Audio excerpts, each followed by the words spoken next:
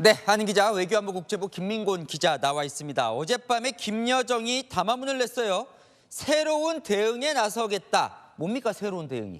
예, 지금으로선 공격인 듯 공격이 아닌 듯 이 애매모호한 회색지대 도발의 방식을 새롭게 마련할 것이란 해석이 우세합니다. 가장 유력한 것은 대남 심리전, 그중에서도 대남 확성기 재개 카드입니다. 현재 북한은 일부 지역에서 대남 확성기 설치를 완료한 것으로 파악이 됐는데요. 이미 우리 군이 어제 대북 방송을 시작하기 전부터 북한은 설치를 끝냈던 것으로 전해졌습니다. 대남 전단 살포도 거론됩니다. 우리 탈북민 단체들처럼 북한도 민간으로 위장한 단체를 만들어서 선전물을 살포할 수 있다는 건데요. 김여정 노동당 부부장도 어제 새로운 대응을 경고하면서 쉴 새 없이 휴지를 주워 담아야 하는 곤혹은 일상이 될 것이라고 밝히기도 했습니다. 공격 원점 식별이 어려운 목함지뢰 도발과 같은 카드 역시 배제할 수 없다는 게 군 안팎에서 나오는 설명입니다. 만약 강대강 대치 상황이 계속될 경우 우리 영토와 영해에 대한 직접 타격도 가능해질 수 있는데요. 오늘은 진행되지 않은 대북 확성기 방송이 앞으로는 이어진다면 2015년과 같이 우리 대북 확성기를 향한 포 사격 도발 가능성도 제기가 됩니다. 또는 북한이 서해에 자의적인 국경선을 선포해서 우리 선박의 운항을 꼬투리 잡은 다음에 서해상으로 포격 도발을 감행하는 것 역시 강대강 대치 상황에서 가능한 도발 시나리오로 꼽힙니다. 대응을 해야 할 게 많아 보이네요, 시나리오가. 그런데 지금은 이제 오물풍선을 내려보내고 있는데 우리가 이제 격추를 시키진 않고 떨어지면 죽는 그런 전략을 쓰고 있어요. 그런데 이 대통령실 인근까지 뚫렸다는 겁니다. 예, 그렇습니다. 어젯밤 북한의 오물풍선이 대통령실 인근 600m 지점까지 날아온 것으로 확인이 됐는데요.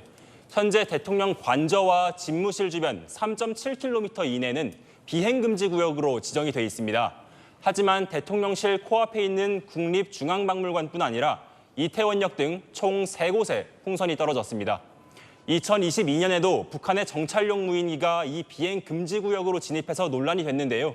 이번에도 대통령 경호를 위해 방공 필요성이 있는 구역까지도 북한의 풍선이 무분별하게 날아든 겁니다. 사실상 우리 군 대응이 지금 거의 대응을 안 하고 있는데 어떻게 잘못된 거예요? 어떻게 봐야 됩니까? 일단 우리 군 대응 지침에는요. 풍선의 경우 격추가 아닌 관찰과 추적을 면밀하게 하도록 되어 있습니다. 요격할 경우에 시민들에게 2차 피해가 발생할 수 있다는 점도 고려가 되는 건데요. 합동참모본부도 오늘 용산 지역으로 이동하는 풍선 역시 실시간으로 추적 감시하고 있었다면서 떨어진 뒤 회수하는 기존 매뉴얼을 따랐다는 입장을 밝혔습니다.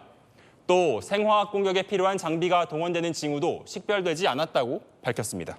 어떻게 봐야 돼요? 지금 상황을 강대강 대치 국면입니까? 아니면 뭐 조금 이게 넘어가는 상황으로 봐야 됩니까?